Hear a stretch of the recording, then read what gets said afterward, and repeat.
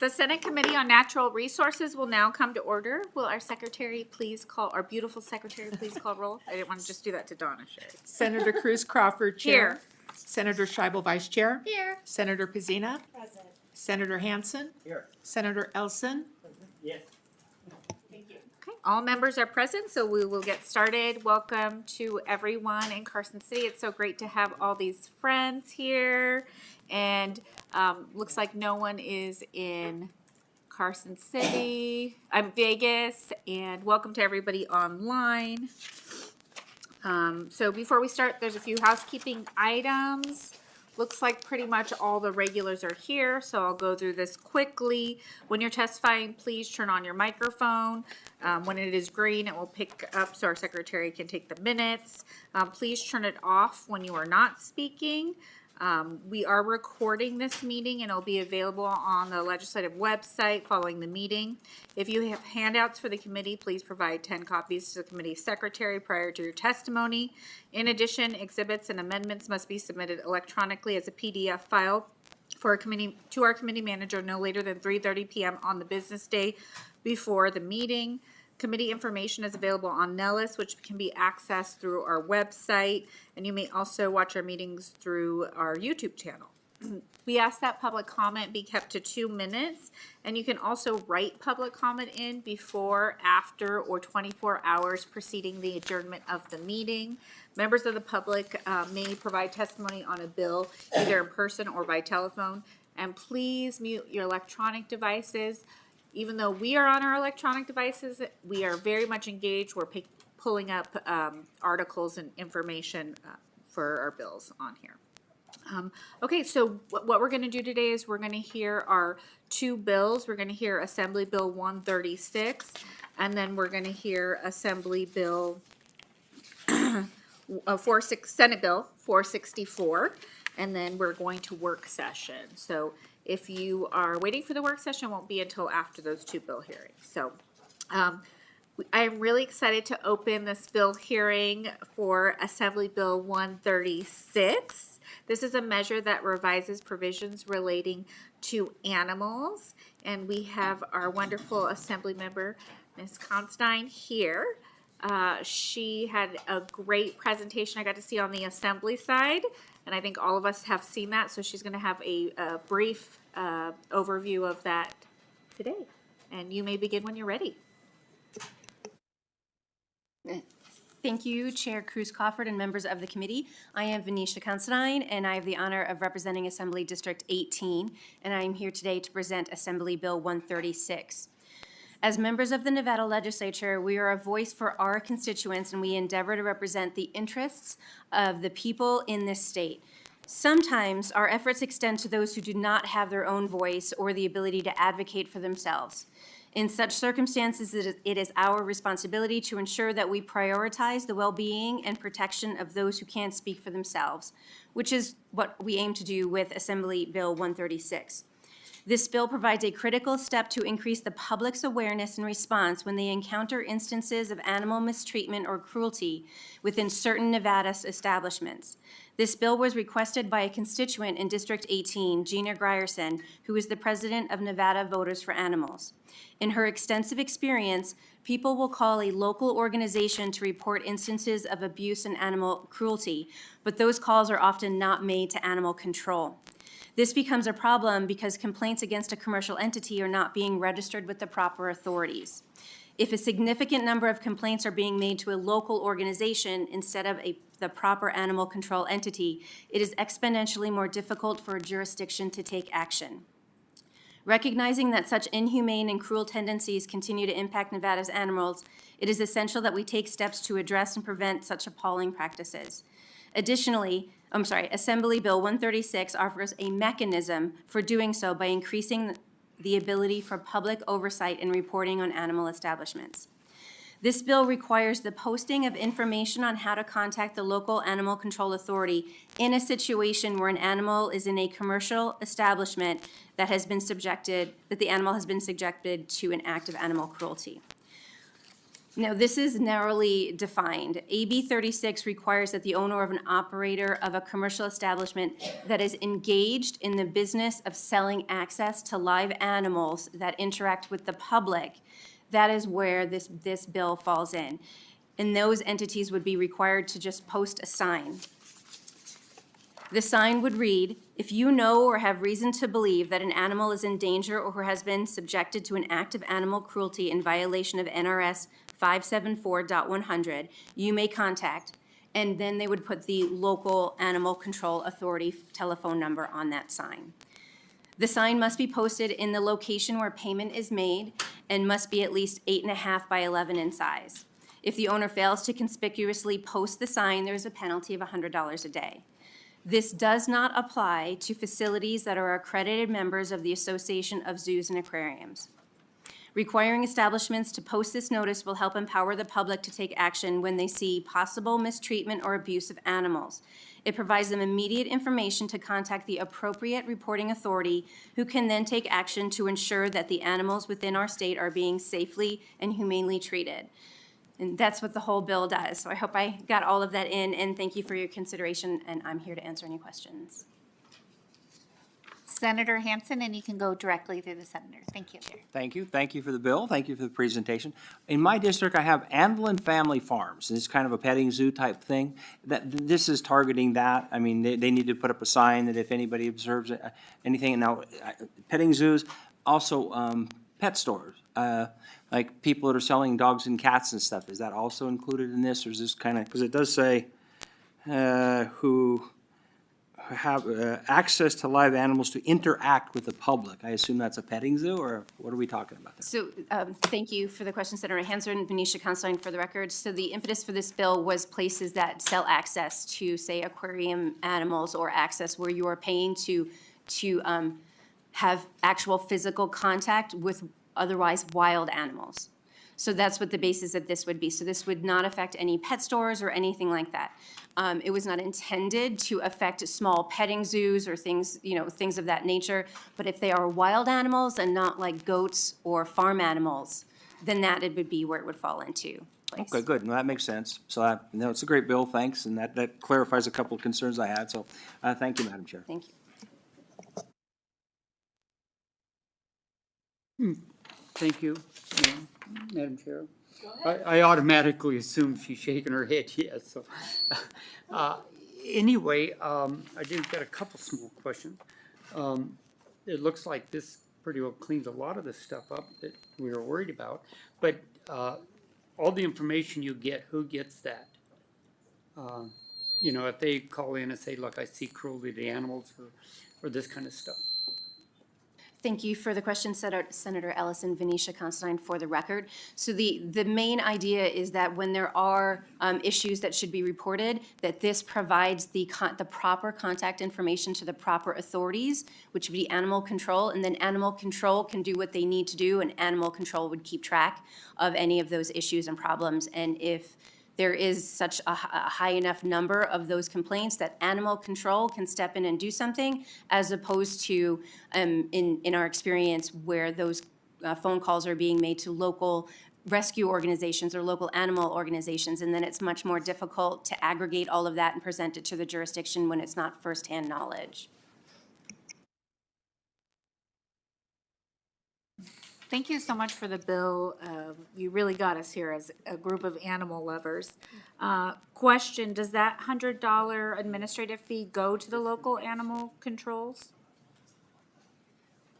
Thank you for the question, Venetia Constein, for the record. Yes, it would go to the animal control. It would go to the animal control, because the animal control would be the one to go out. So this is really just a penalty. It is not meant to go to any organizations or anybody else, just to help offset anything for the animal control entities. Okay, and I feel like you answered this with Senator Hansen, but I just want to be clear.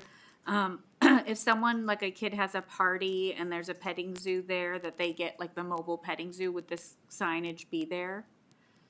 Thank you for the question, Venetia Constein, for the record. The way we've written this, these are commercial establishments that provide access. So that would have to be like a commercial establishment. Like Sequest? Yes. Okay, thank you so much. Okay. It looks like there's no other questions, so if you can step back, we'll take testimony in support. Assembly Bill 136.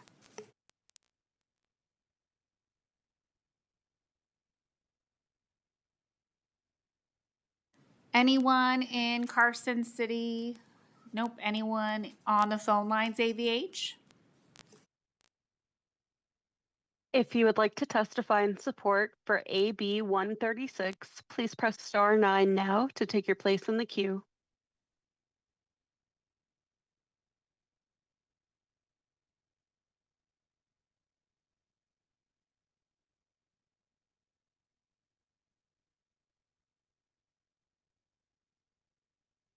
Hi, can you hear me?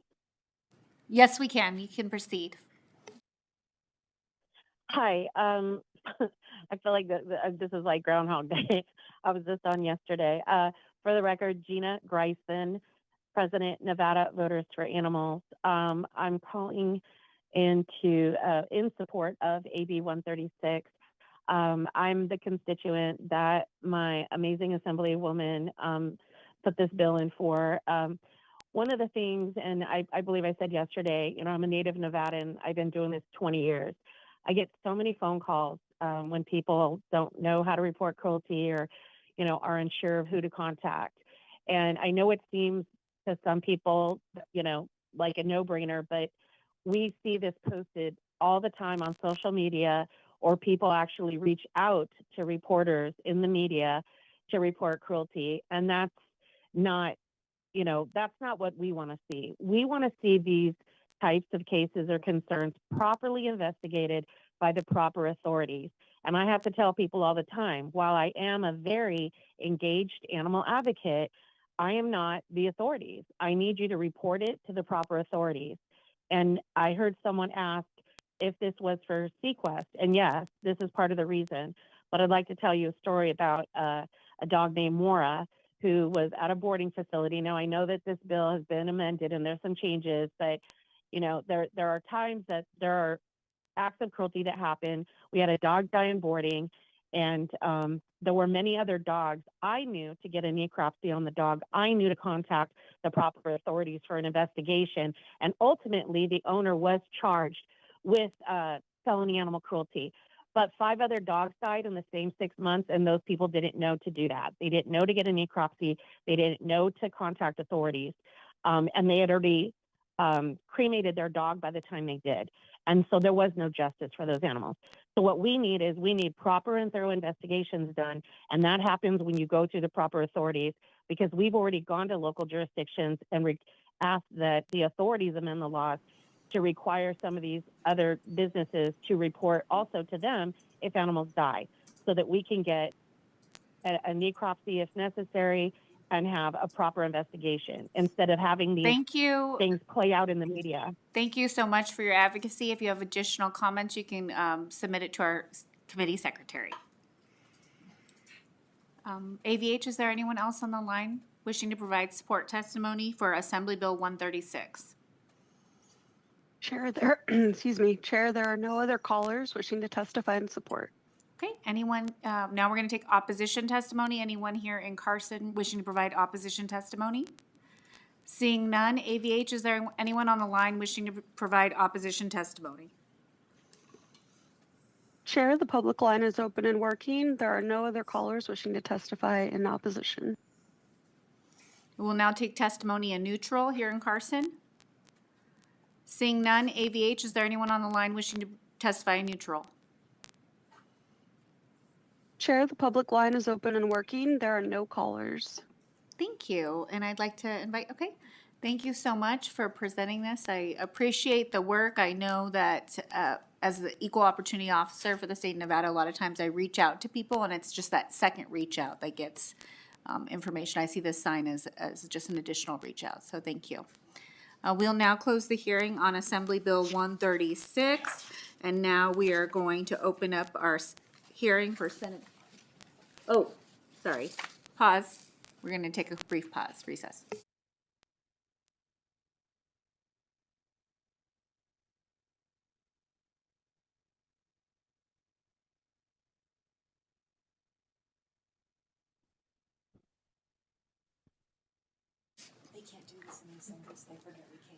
Just kidding. Okay. We now close the hearing on Assembly Bill 136. Next, I'll entertain a motion to do pass Assembly Bill 136. So moved. I have a first from Senator Scheibel and a second from Senator Hansen. Great. And now we are going to have discussion. Is there any discussion on the motion? No discussion. All those in favor, say aye. Aye. All those opposed, nay? Okay, motion carries. I will assign the floor statement to myself. Thank you. Okay, now we are moving on to Assembly Bill 464. This is a measure that enacts an interstate mining compact. And I have the presenter here, Rob Giglieri. Yes. Giglieri. We have allotted 15 minutes for your presentation, and you may begin when you're ready. Thank you, Chair Cruz Crawford and the committee. Good afternoon. My name is Rob Giglieri. I'm the administrator for the Nevada Division of Minerals. And today I'll be discussing Senate Bill 464. Online, we have Thomas Clark, who is the Executive Director of Interstate Mining Compact Commission, if there's questions at the end of the presentation. So, the Division of Minerals is underneath the Commission. The Commission and Division advise and make recommendations to the Governor, Mining Oversight and Accountability Commission, and Legislature concerning the policy of the state relating to minerals. By statute, the Division encourages and assists in the exploration and production of oil, gas, geothermal energy, and minerals within the state. We collect and disseminate minerals-related information throughout the state, maintain a register of all mining operations and operation for production of oil, gas, and geothermal, and record annually the production of each registered mining operation and the production of oil, gas, and geothermal as well. On top of that, the division permits all oil, gas, geothermal, and dissolved mineral resource or lithium brine drilling operations. We operate a state's physical safety abandoned mine lands program and perform education outreach on the minerals industry. We also operate a small reclamation performance bond pool program for mining and exploration operations. So for the state of Nevada, this is a mining compact commission. And to just discuss briefly what in mining industry is for the state of Nevada, the state consistently ranks in the top 5 for investment attractiveness index for all mining jurisdictions in the world. And we've been number 1 10 times in the last 20 years. We also consistently rank in the top 3 states for non-fuel mineral production, and in 2024, we're estimated to be the number 1 producer of non-fuel minerals within the United States. We have also been the largest gold producing state in the U.S. for over 30 years now. So we are a leading producer of gold, barite, lithium, and a significant producer of silver, copper, molybdenum, gypsum, diatomite, and others. The Biden-Harris administration interagency working group on mining law reform also found the effectiveness of Nevada's permitting and the collaboration with us and our federal agencies, and actually recommended that all BLM agencies adopt and mimic the Nevada BLM permitting process, which is in direct collaboration with the Nevada Division of Environmental Protection and their reclamation and regulation program. So for SB 464, what this bill will do is this bill will make the state of Nevada a full member of the Interstate Mining Compact Commission. The governor will become its official commissioner in IMCC. A commissioner can appoint delegates to IMCC to serve on the state's behalf. IMCC is a multi-state government organization that supports natural resources, related environmental protections, and mine safety and health interests of its member states. IMCC provides a unified voice in states with Congress, the administration, and federal agencies. It consistently focuses on state management of natural resources while maintaining a strong relationship with the federal government.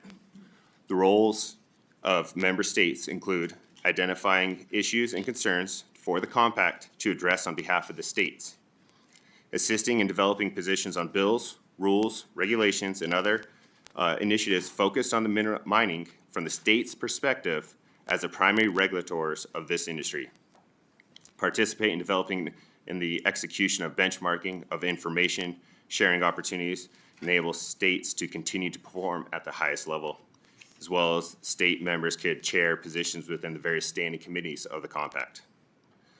As you see, there is a fiscal note associated with this bill, and it has been addressed. It's associated with the compact, the annual compact fees, and it's been addressed in our budget with enhancement. Our budget's been closed with the enhancement approved pending passage of this legislation.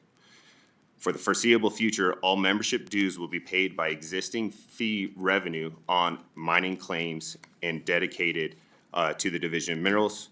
And if there ever is a actual funding mechanism for a Hard Rock AML program at the federal level, this bill would also allow us to utilize federal money to pay for these fees. So there is no general fund impact of this fiscal note. Section 2 of the bill enacts the compact and the large portion of the bill language, so I'll discuss some key aspects of Section 2. So Article 1 discusses the importance of mining and its economic significance to the state, while highlighting the importance of ensuring that the effects of mining is evaluated to include soil, water, and land and other resources. Also, that all mining should be conducted in accordance with sound conservation principles.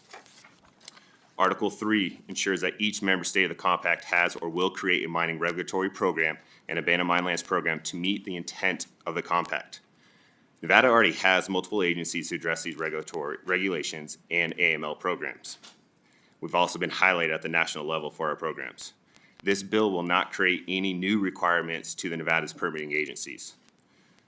Remember, this bill is the language of a compact commission that was adopted in the 1970s, and each additional state must adopt the same language at that point forward. So at that point in time in the 70s, a lot of states did not have regulatory programs at the state level, including Nevada. However, now this 2025, we have a very robust regulatory program. Article 4 of the bill requires the compact to study and collaborate between states and federal agencies on existing operation, processes, conservation, and restoration, and make the recommendations to the government administration dealing with these laws. Article 5 discusses the members of the commission, which is the governor for each state, and their respective roles, voting rules, and bylaws. Article 6 creates an advisory and technical regional committees. Article 7 discusses the finance requirements and budget to compact and the duties of the commissioners in regards to the budget compact. And Article 9 states, and this is important, nothing in this compact shall be construed into limit, repeal, or supersede any of the laws of any party state. Section 3 of the bill authorizes the governor to designate a representative on their behalf. Section 4 of the bill provides that the provisions of the compact of any policy of the commission do not limit, repeal, or supersede any law of the state, and the state of Nevada is not liable for certain obligations or solvency of the commission. Section 5 of the bill provides that the governor and legislature or their designated agents have the right to inspect the books and the accounts of the commission. Section 6 of the bill requires IMCC to file a copy of the bylaws with the Commission and Division of Minerals, and the division to make the copy of the bylaws available for inspection by the public or the legislature. Section 6 also requires the division to pay the annual membership dues. As stated before, there is no impact to the general fund on these dues. They'll all be paid by mining claim fees, and the dues are assessed on an annual basis by the USGS estimated production over each state. With that, I'm here with, as well as the Director of IMCC, Tom Clark, for any questions that you guys have, and thank you for your time.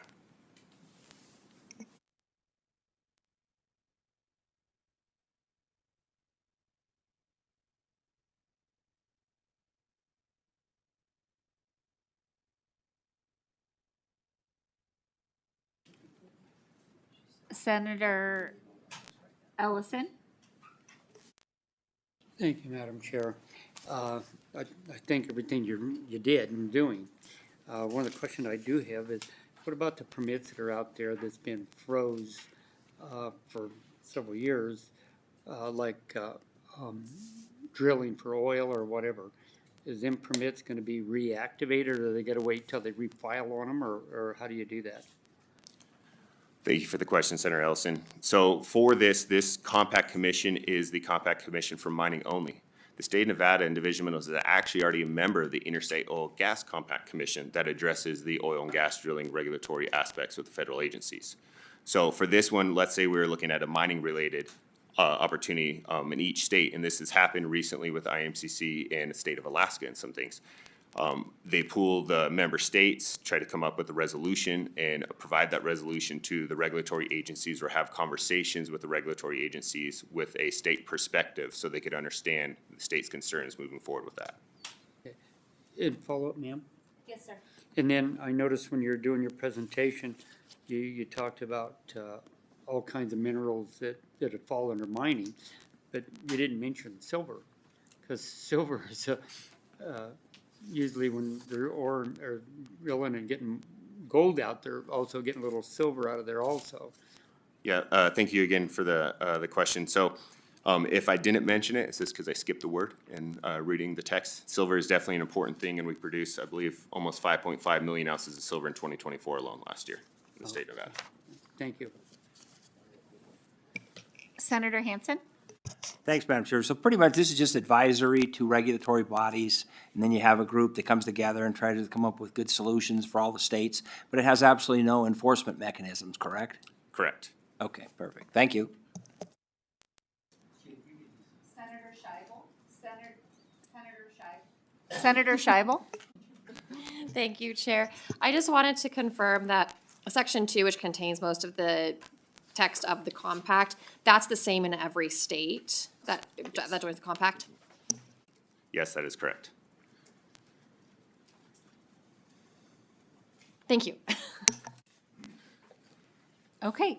I also had that same question. This was a little bit above my wheelhouse, so I had my subject matter expert, Skip Daly, annotate every single section of this. And I know that a lot of the words can't be changed because it has to mirror other states. So I just do have some questions in regard to not changing the verbiage, but in the process of this.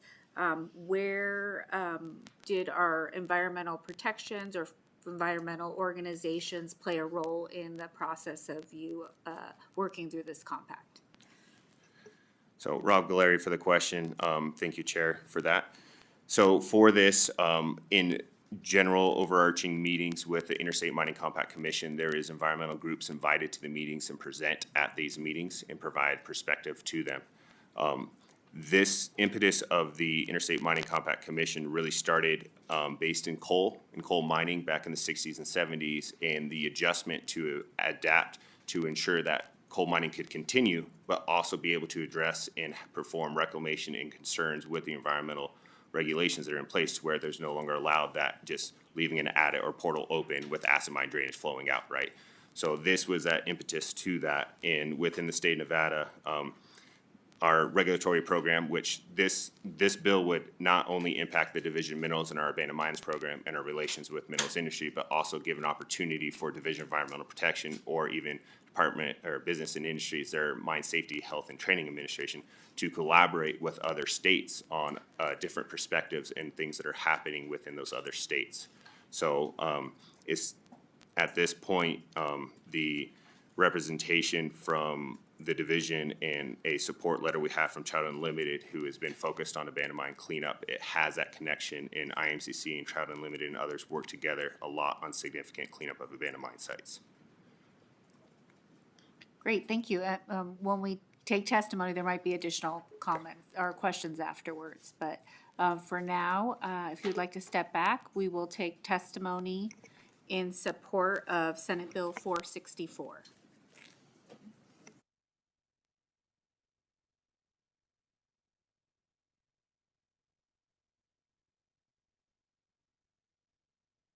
Good afternoon, Chair and members of the committee. My name is Nikki Bailey Lundahl. I'm the Vice President of the Nevada Mining Association.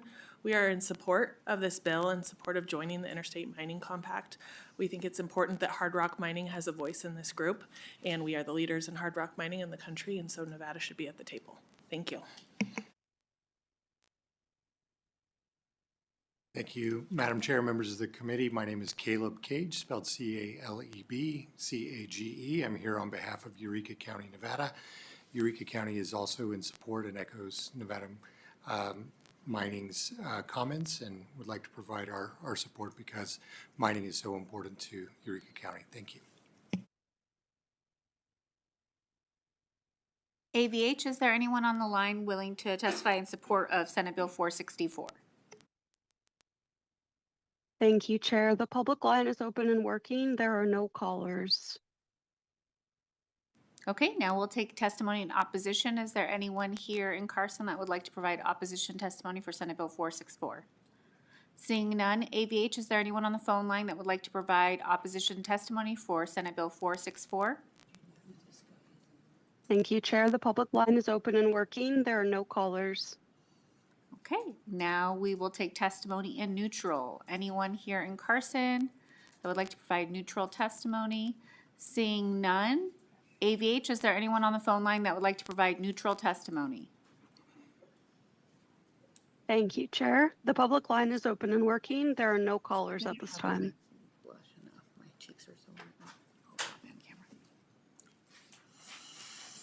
Thank you so much.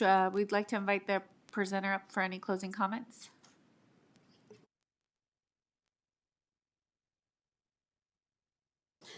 Again, Rob Galleri for the record. I'd just like to thank the chair and the committee for their time today, and if they have any additional questions, please reach out.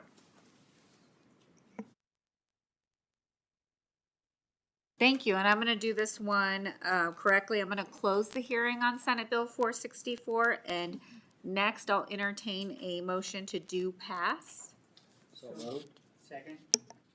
Okay, we have a motion by Senator Hansen and a second by Senator Ellison. Is there any discussion on the motion? Seeing none, all those in favor, say aye. Aye. Though all those in favor, say, or sorry, and any opposed, say nay. Okay, that motion carries. I will assign the floor statement to Senator Hansen. Thank you, Madam Chair. Okay. Next, we'll begin our work session. For this session, we will use 2 consent calendars to process bills of non-controversial nature in a more efficient and less time-consuming manner. I'll hand it over to our policy analyst, Danny. This is her first time doing this, so it'll be so exciting. She will give us instructions and then summarize the measures on our first consent calendar. Thank you, Chair Cruz Crawford and committee members. For the record, Daniela Cortez Arreola, Committee Policy Analyst with the Legislative Council Bureau. As nonpartisan staff, I cannot advocate for or against any measures that this committee will consider. For this consent calendar, the bills do not have proposed amendments, further discussion, or debate. If any member wishes to discuss, debate, or vote no on one or more bills on the consent calendar, the member may request now that the item be removed from the consent calendar with the chair's approval. Bills that are removed from the consent calendar may have further discussion and a separate vote. We will start with the consent calendar for bills with no amendments. The following measures are on the consent calendar. AB 26 revises provisions relating to dams. AB 86 revises provisions relating to forestry. AB 132 revises provisions relating to water. AB 354 revises provisions relating to the Nevada State Board on Geographic Names. And lastly, AB 429 revises provisions relating to natural resources. Thank you, Chair.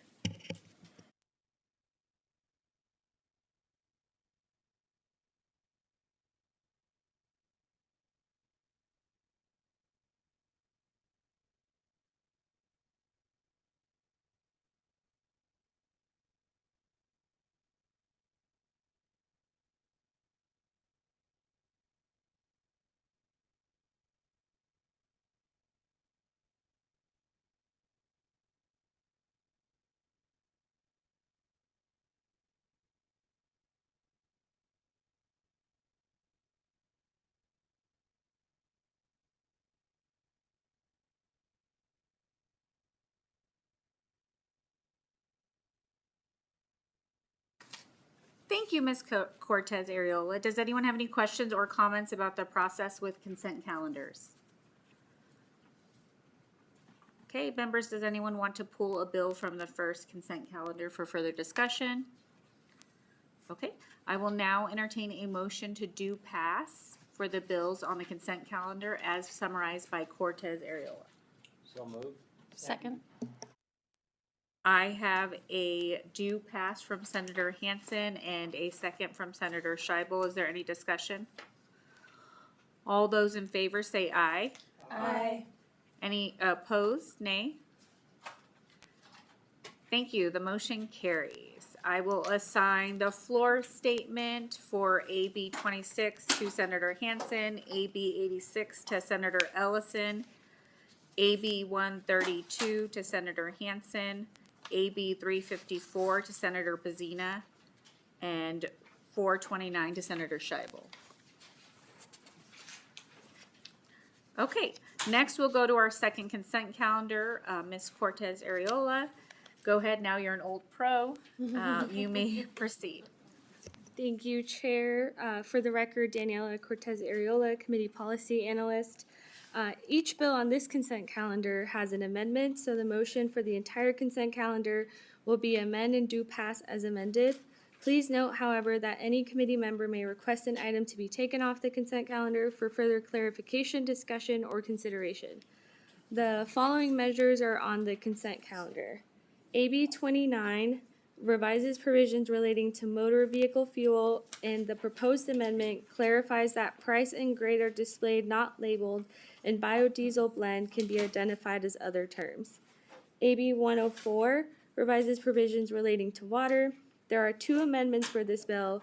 The first clarifies the state engineer's responsibility to reject certain applications to change or reinstate groundwater rights that have been retired, and it changes the term vested to adjudicated in relation to groundwater rights and removes section 21.3 relating to excessive use fees in Southern Nevada. The second amendment replaces vested with decreed in relation to groundwater rights and would supersede the group amendment with respect to this change. And lastly, AB 487 revises provisions relating to the sale of certain pets. The proposed amendment deletes all existing provisions of the bill and adds a requirement and sets parameters for the Joint Interim Standing Committee on Natural Resources to conduct an interim study relating to the sale of cats and dogs by retail pet stores in Nevada. Thank you, Chair.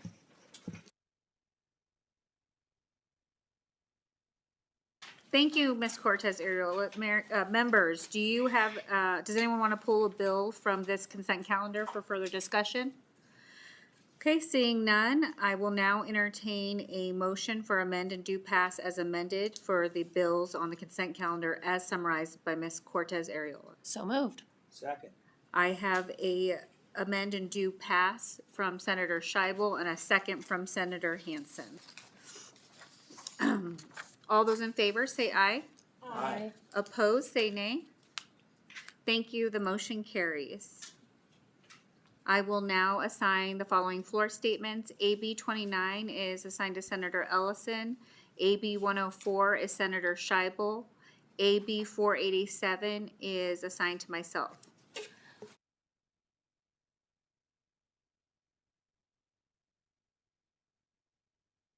I just don't remember. Got picked up on the. Okay. Hold on.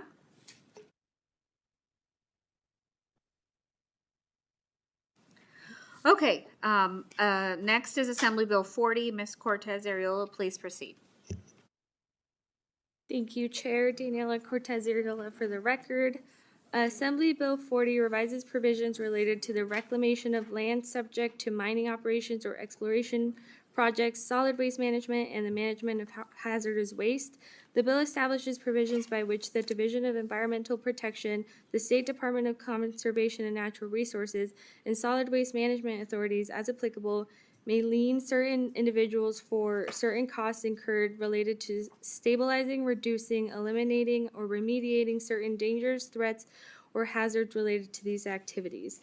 There is a proposed amendment that revises provisions of the bill relating to solid waste management authority duties and other provisions relating to agency concerns. Thank you, Chair.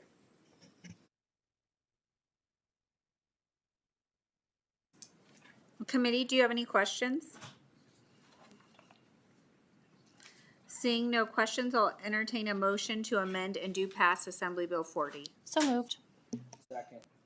Okay, I have a amend and do pass by Senator Scheibel and a second from Senator Hansen. Is there any discussion on the motion? All those in favor say aye. Aye. All those opposed say nay. Motion carries. I'll sign the floor statement to Senator Pazina. Next is Assembly Bill 59. Ms. Cortez Arreola, please proceed. Thank you, Chair. Daniela Cortez Arreola for the record. Assembly Bill 59 prohibits the intentional feeding of any wildlife classified by the Board of Wildlife Commissioners as wild mammal or game bird, categorizes a moose as a trophy big game mammal instead of a big game mammal, and increases the civil penalty for unlawfully killing or possessing a moose. Prohibits knowingly bringing into or possessing in the state the excrement or bodily fluid of certain animals obtained in another state, territory, or county, and eliminates permits for importing, possessing, or propagating alternative livestock, and with certain exceptions, makes such activities unlawful. There are two amendments for this bill. One is from the Nevada Department of Wildlife, which submitted an amendment to address concerns raised at the hearing. Specifically, the attached amendment deletes section 4 and 16 of the bill related to the authority of game wardens to enforce all laws and make such enforcement a power instead of a duty. The second amendment revises provisions related to the intentional feeding of wildlife and baiting of migratory game birds as defined in the bill. Thank you, Chair.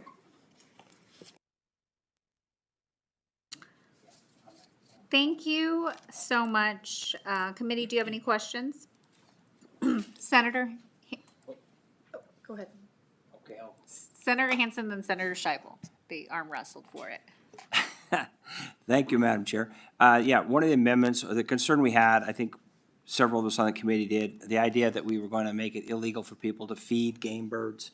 So we contacted the Department of Wildlife, and they agreed to delete that and replace it with language that's almost identical to what's in federal law. However, the amendment does have the word migratory in it. We should, as part of the amendment, we should take migratory out, because the idea behind this, if you recall in the hearing, Director Janae pointed out that there were problems with people baiting turkeys and then hunting them over that. And that means basically intentionally spreading corn or wheat or something, and then having the turkeys get used to eating that, and then people would hunt them. At that point, that is a practice that we want to discourage. We don't want to discourage people from feeding game birds, quail, whatever, ducks. So that's what the intent of the amendment is. But we do want to take out the word migratory, so that it includes all game birds, anybody baiting, intentionally bringing birds in like that. That's a practice that should be discouraged. Let's see, I think that takes care of the amendment that we had discussed. I think that's pretty much, we're on the same page with the Department of Wildlife on that. And of course, the First Amendment, with I believe Senator Scheibel, so, but it sounded good to me. So anyway, that's a one little change we want to make in the Second Amendment that was read into the record. Thanks, Madam Chair. Senator Scheibel. Thank you, Chair. And this is more of a comment than a question. I just wanted to commend the Department of Wildlife and thank them for coming to see me after the AB 59 hearing. They were super proactive in coming to talk to me and incredibly easy to work with, especially at this time in session. It's really appreciated when you ask a bill proponent for an amendment and they make it, because it allowed me to get in support and do all the other good things that this bill does and ameliorated my concerns. So I very much appreciate it. Happy to support AB 59 with the amendment, and in fact would like to move, with the chair's permission, to amend and do pass, including the amendment that strikes sections 4 and 16, as well as the amendment regarding feeding birds, with the change suggested by Senator Hansen, removing the word migratory. And, Oh, go ahead, I'm sorry, keep going. or maybe I'm done with my motion. What was that? Okay, that's it. That's my whole motion.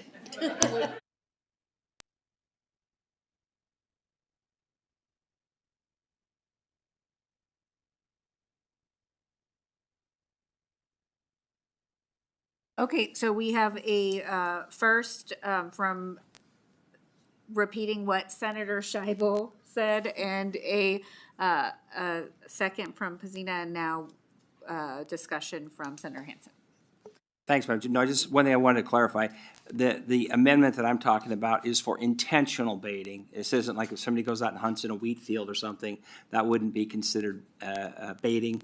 It needs to be an intentional act of, artificially spreading something out there to attract them in and then hunting over them. They hunt in a cornfield or wheat field or something like that. That's not baiting. And if there was incidental things out there, that wouldn't be considered baiting either. It's got to be an intentional act. So just want to make sure that's clear. Okay, so Hansel and Gretel are safe on this one. Got it. We are going, gonna close the discussion here. All those in favor, say aye. Aye. All those opposed, nay. Okay, motion carries, and so I'll sign the floor statement to Senator Scheibel. Our final business of the day is public comment. Please remember, public comment is limited to two people. Or 2 minutes. Sorry, I'm a little out of it today. Is there any public comment here in Carson City? Okay, seeing none. Any public comment in Las Vegas? No, there's no one there. AVH? Oh, yes, there is public comment here in Carson City from Senator Scheibel. You go to AVH first. Oh, AVH, is there any public comment on the phone lines? Thank you, Chair. The public line is open and working. There are no callers. Okay. Excellent. May I make my public comment, Chair? Oh, yes. Thank you, Vice Chair. So, today very well may be our last meeting of the Senate Natural Resources Committee for this session. As the policy, second House committee passage deadline is tomorrow. Unless we get more policy bills, this is it for us and our illustrious chair, Senator Cruz Crawford. And so, as the vice chair, it is my honor and my privilege to take a moment just to acknowledge what an absolutely fantastic job you have done this session. At this point, I have now been vice chair of this committee 3 times, and it is always a delight to get to work with chairs who come in on their first day, and for some of them, this was their very first hearing, or maybe the second or third hearing you've ever been to, and you have to pick up the gavel and run the whole show. And you have done it with aplomb. We have all been very happy to get to work with you. And over the course of the last 102 days, we also got to see you get more comfortable with the gavel and running these meetings and understanding all of the myriad issues that we work on in natural resources. So I would like to thank you for serving as our chair and hope that everybody will join me in giving her a little round of applause.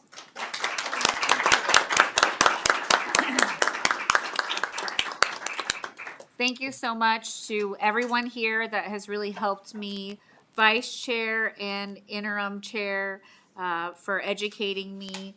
Senator Hansen, Senator Ellison, I always like how you would start your question with a story. And no, really, it got to the point where I knew the people to ask the questions because I knew I didn't have enough information. And also just want to thank our wonderful staff that has been here through it all and helping me run an effective meeting. So thank you, staff. Make sure that our technology here, some random person on Zoom and all that, I really appreciate that. So thank you all. I couldn't have done this without you, and I'm excited for next session to run a meeting without a script. So that's my next goal. But anyways, thank you very much. And seeing no further public comment, that concludes our meeting. There will not be a meeting next week to allow for longer floor sessions, and this meeting is adjourned. Very good.